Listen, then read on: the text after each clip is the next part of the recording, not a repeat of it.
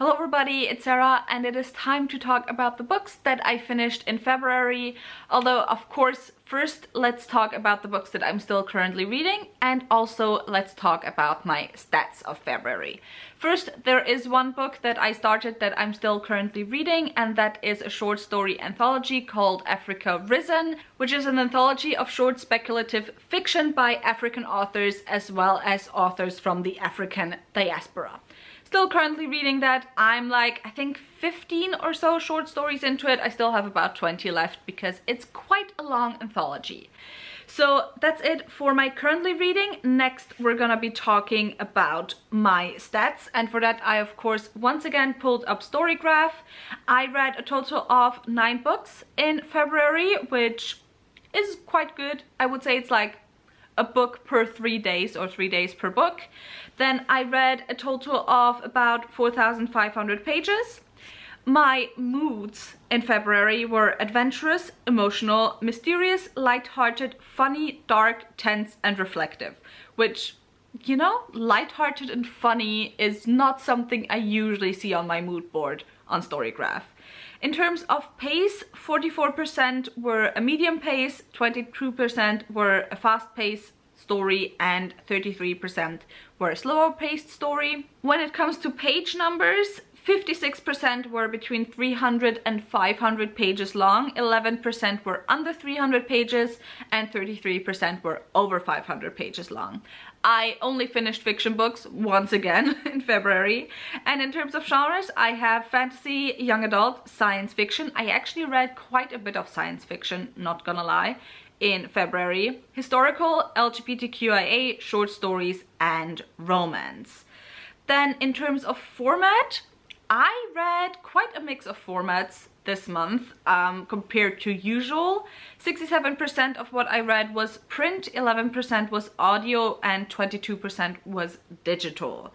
Languages, I read 8 books in English and 1 book in German, and my average star ratings were, I had 1 star book. We'll get to that quite soon. It's obviously gonna be the first book I will talk about. I had 4 3-star books, 1 4-star, 1 4.25 star, and then 2 5-star books. So, you know, overall, well, actually, because I had so many 3 stars, the average rating is quite low, but you know, I had more 5 stars this month than 1 star, so that's good, right? But my average rating was 3.47 stars. Then, as for the stats that Storygraph doesn't give me, so in terms of inclusivity in my books that I read, 6 of the books that I read were written by BIPOC authors, although 7 books that I read had main characters that were not white. And then 4 of the books that I read had queer characters, and 3 of the books I read had characters that dealt with either mental illness or disabilities. So now that we have those stats out of the way, let's get started talking about the books. And the first book I want to talk about, I honestly don't want to talk about too long because I uploaded a rant review that was over an hour long this week already, so you know, I have talked about this book enough. But basically, this is probably gonna be my biggest disappointment of the year. It's probably gonna be the book that I like the least this year, which funnily enough, I have a signed copy. A signed and personalized copy of this book because I met the author. But yeah, the book I'm talking about is 11th Cycle by Kian and Ardalan. I will leave my rant link down below and up there. But the TLDR of the whole thing is the reason why I did not like this book was because of an unnecessary rape scene, was because of racism in the book, unexamined racism in the book, and also kind of within the narrative. And just aside from those 2 things, overall the writing style and everything just also was not for me. This is a grimdark adult fantasy, and basically you have this world where there's different cycles where a being is born, and that being is supposed to bring an end to all evil that exists in this world, while also at the same time there's this mist that is just slowly encroaching on the world and taking away space to live and to grow crops and stuff. And just at the beginning of the book, one of those new beings was born, and so Basically, you don't follow that being that much though during the book. You mostly follow 4 other characters just trying to live their life. So yeah, anyway. Did not like it, don't want to talk about it. If you want to know my in-depth thoughts on this, check out my review, my rant. So next on to the 4 books that I gave 3 stars. The first one I want to talk about is Good Omens by Terry Pratchett and Neil Gaiman. This one I read for my r/fantasy bingo, and I listened to it on audio, which, to be honest, I actually got more from the audio than I usually do because it's just so similar to the show. It's like basically one-on-one. Actually, before I get into talking about my thoughts, summary, because I tend to forget those, obviously. But for those of you who don't know, this book follows an angel and a demon, and both of them have gotten the mission from their higher-ups to start the apocalypse. Well, to help the son of Lucifer start the apocalypse. The son of Satan. I don't know, whatever. However, both of them kind of just really like it on Earth, and so they try to stop the apocalypse. And yeah, it's just a really fun, light-hearted book. It's not necessarily the type of fantasy that I overly enjoy because I'm not always the biggest fan of the most humorous fantasy, especially if there's not a lot of emotional stuff there as well. Like with Kings of the Wild, the humor really worked for me because emotionally there's a lot of stuff there as well. With this one, yeah, I just gave it 3 stars. I overall, I didn't hate it. I enjoyed it well enough. Although I do think, I think this was written in the 80s. And some things aged depressingly well, to be honest, especially a lot of the climate crisis stuff. However, other stuff just did not age too well. So be aware going into it that you might, you know, come across some descriptors, casual descriptors of some people of different minorities, and today we would not use those descriptors anymore. So yeah, just be aware of that. The next 3-star I want to talk about is A Bond Undone by Jin Young, which is the 2nd book in the Legends of the Condor Heroes. However, I did read this one in German because I have heard that the German translation is apparently better than the English translation. This was originally a Chinese wuxia novel, or is originally a Chinese wuxia novel that was written, I think, in the 50s or something. And as such, I don't really know if I want to call it fantasy, because I think, if you were to try and fit it into a genre box in the West, we would probably put it into fantasy. Does it belong there? I'm not quite sure. For a slightly more in-depth discussion, watch my international fantasy video. I talked a bit more about that because I read the first book in the series for that video. But anyway, this one, I know so little. When I read this, I get so little from the plot that it's really hard for me to tell you what this book is about. But basically, it's a type of Chosen One story a little bit. We follow one character, and so far he has mostly just met different martial arts masters, and he has tried to become one himself. And it's really interesting because, you know, when we have action scenes in Western fantasy, a lot of times they are very descriptive, and, you know, all moves are described, basically, at least to a certain degree. However, in this one, you know, all the moves have names.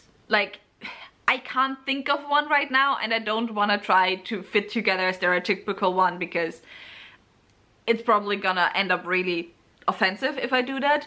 But I'm sure if you've seen martial arts movies, and, you know, if you've had encounters with Chinese martial arts stuff, you know what types of names I'm talking about for different moves. And so you just have the names, and then there's very little descriptions about how those moves actually look, which I actually prefer because I'm not the biggest fan of action scenes. And it's just also really fun because the characters in this book just go from one fight scene to the next, and there's not a lot of plot in between. And then there's sometimes moments from one chapter to the next where it's like, where did this character just appear from? I don't know.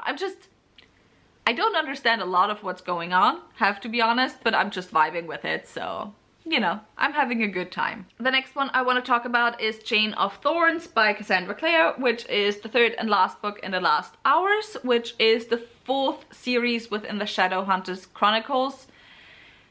I guess technically 5th. I don't know if the Elder Scrolls... Is it called the Elder Scrolls, that other series that's not finished yet?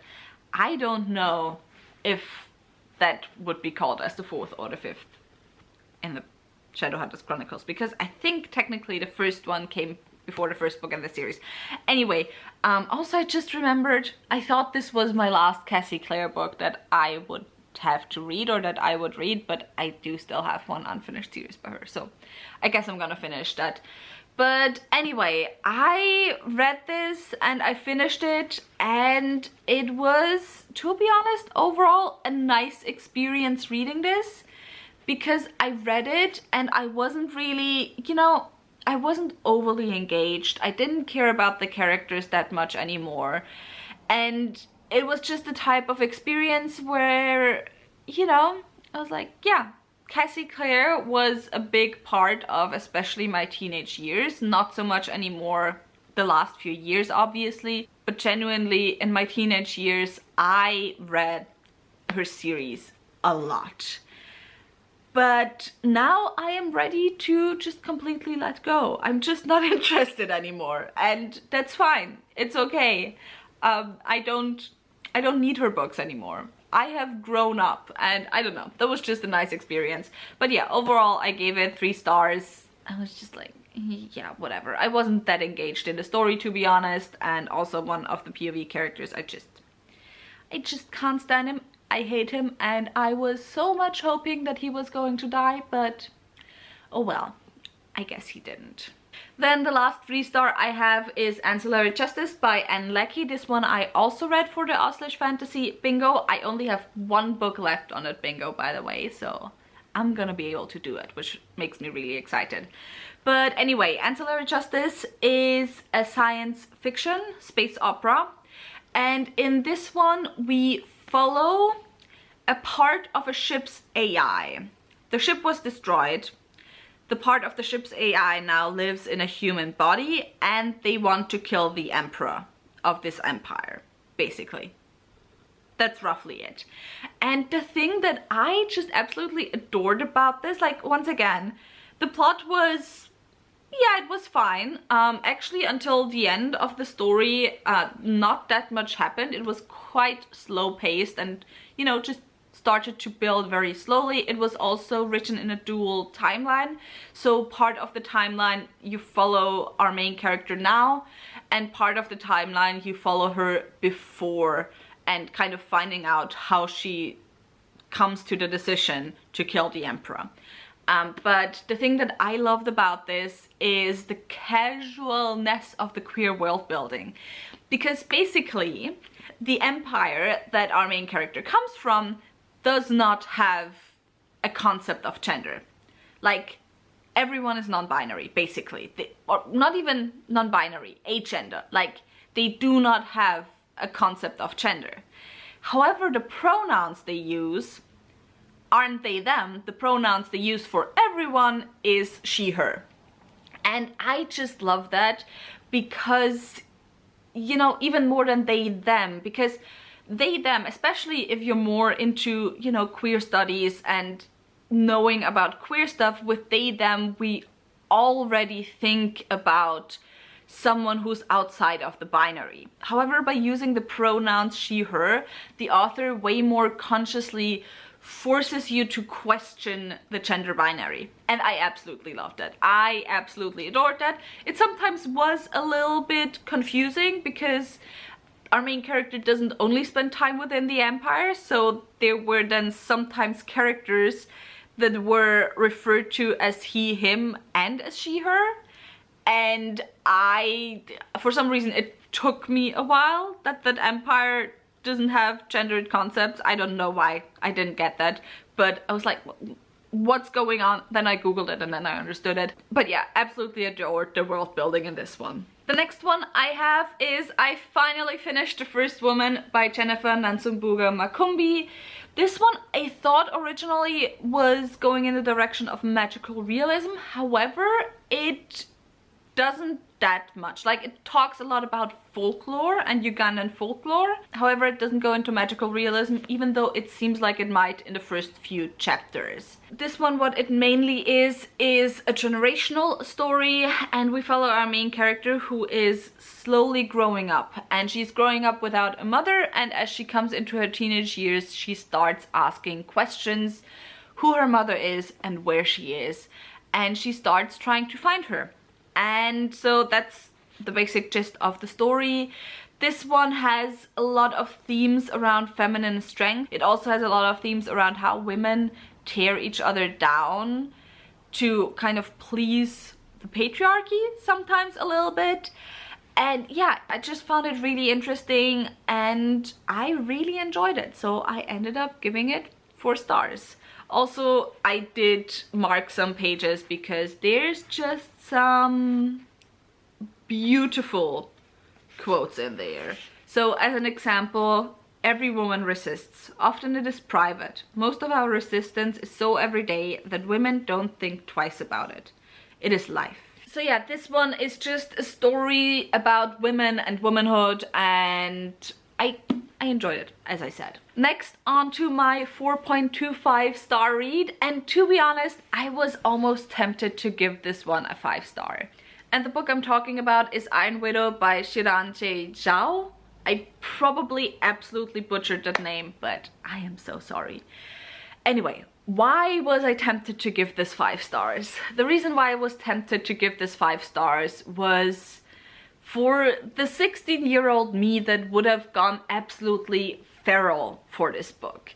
The reason why I wanted to give this 5 stars is, well, even though it wasn't the perfect book for me, it was, you know, quite straightforward, not quite, I don't want to say complex enough because it was a quite complex book, but the writing was very straightforward and very simple, easy to read, very, you know, tool-like.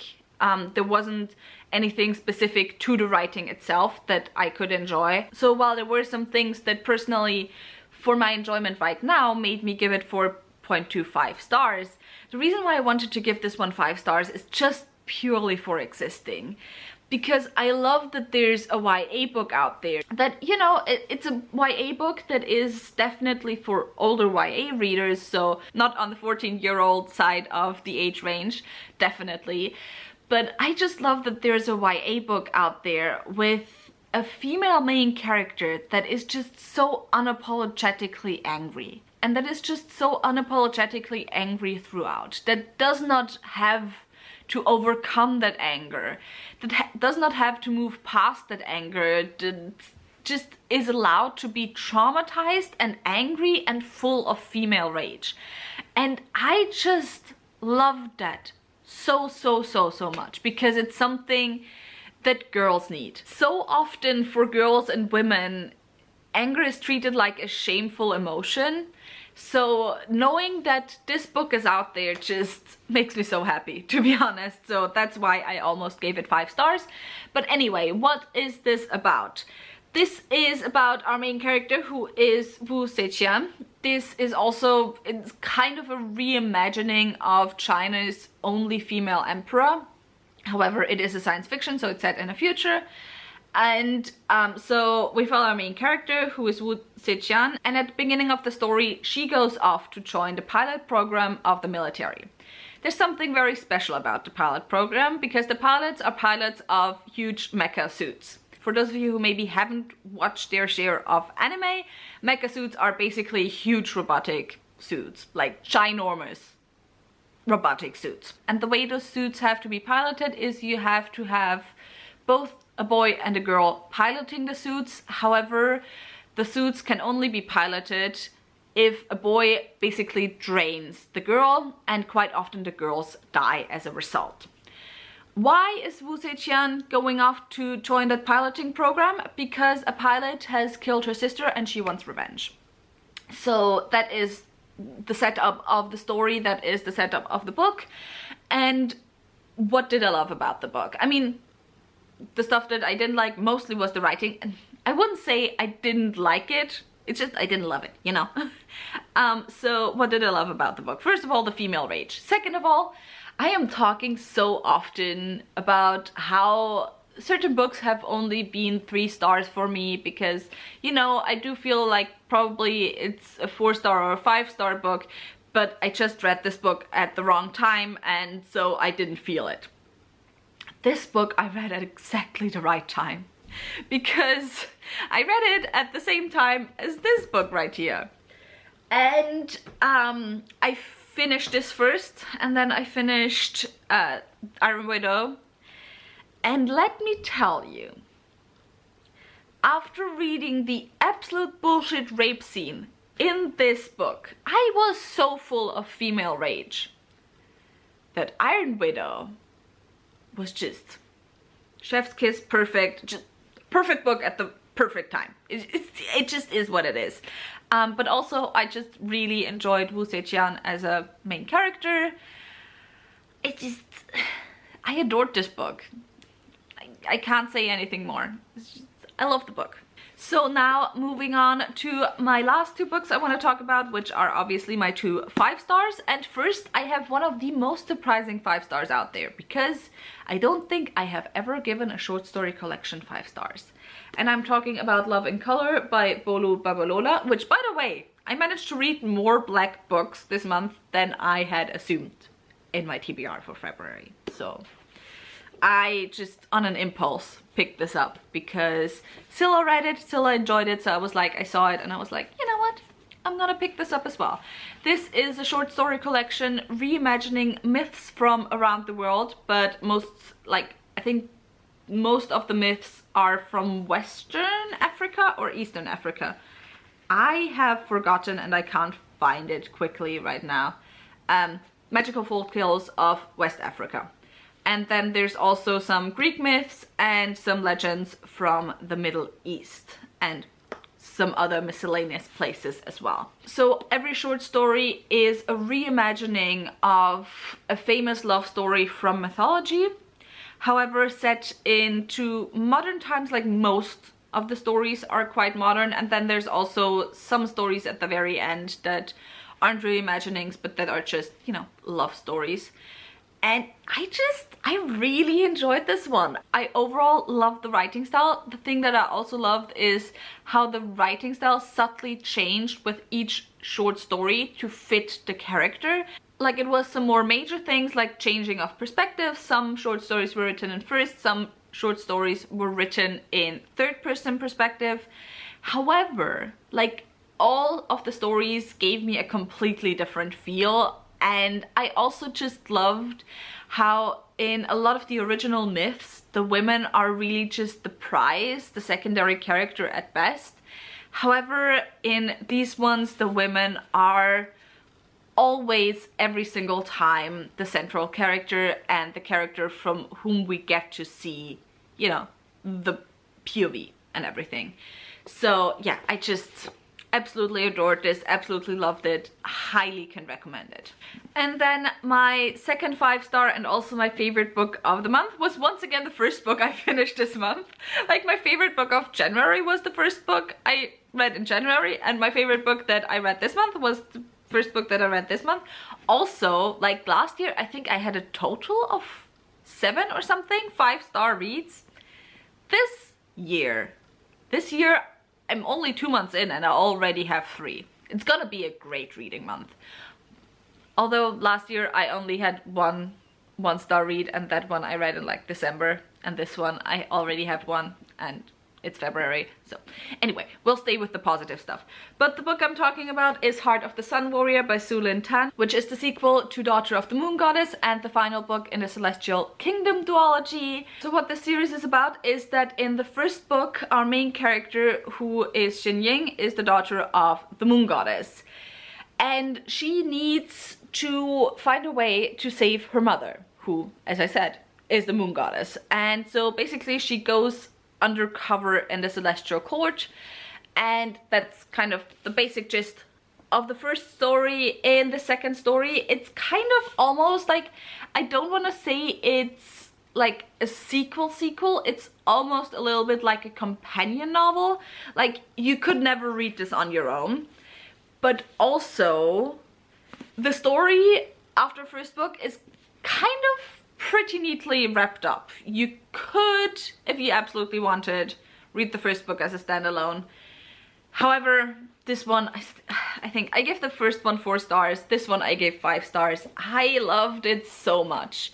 Sulin Tan does have YA crossover appeal, and she does have a lot of themes that maybe are a bit more common in YA, like there's a very heavy focus on family, for example. However, the thing that I just loved about this, why I gave this 5 stars. I mean, politics-wise, world-building-wise, it's not as complicated as I usually prefer in my fantasies. It's quite a light read, which, you know, I can enjoy, but I usually don't give those types of books 5 stars. The thing why I gave this one 5 stars is that this book made me feel like I felt when I was 16 and I read YA fantasies. Like, I felt when I was 16 and I read City of Bones for the first time. Actually, I read that the first time with 13, but you know, Cassandra Clare books for the first time. I was so into it. I love the love triangle in this series. It's like, it's so good and it makes sense. Like, it's not a bad love triangle whatsoever. Like, I will be the first one to hate on love triangles because, you know, we all don't like it as a trope. This one though, this one is so chef's kiss. It is so good. And I just had so much fun with this book. Also, I'm trying to find it. So this last part of the book, which is about the last 100 pages, the last fifth of the book, I cried like a baby. I cried throughout the whole last 100 pages of this book. I was sobbing, I was a mess. And after that, it took me a full 20 minutes to completely stop crying and tearing up. That's how much this book got me in my feels. I love the characters. I know that there is a lot of criticisms going on about this book that I have seen recently on TikTok actually, and I'm gonna talk about those once I do my review of the duology. But yeah, for this one, for this wrap up, the only thing I need to say is like, I love it. I love this book so much. I adored it. I think this might be my favorite book of the year so far, which, you know, usually I go for heavier books, but this one just hit all the points for me. I don't know why, but it just hit all the points for me. Anyway, that was it for my February wrap up. If you have read any of these books, tell me your thoughts on them in the comments down below. If you enjoyed this video, maybe think about giving me a thumbs up and also maybe subscribing. All the links to my social media as well as to my book club of Queens, Witches and Valkyries will be left linked down below, so go and check those out, and I hope I'll see you very soon. Bye!